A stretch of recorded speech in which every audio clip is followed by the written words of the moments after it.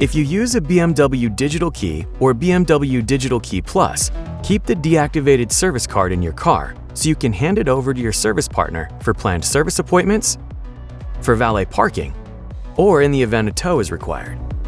When you need it, activate the service card like this.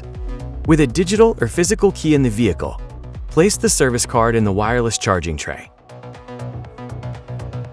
and press Activate Service Card in the pop-up.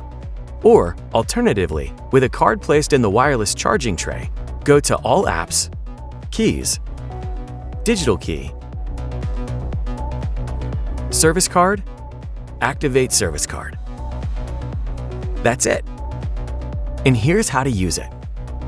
Hold the service card to the door handle to unlock or lock the car, and place it in the wireless charging tray to switch on Drive Ready state. To deactivate, you need to have a physical or digital key inside the vehicle. Go to Keys, Digital Key, Service Card, and press Deactivate Service Card. Or, even easier, when you unlock with a digital or physical key while the service card is active, a pop-up appears and you can deactivate the card with one click. Enjoy service with ease.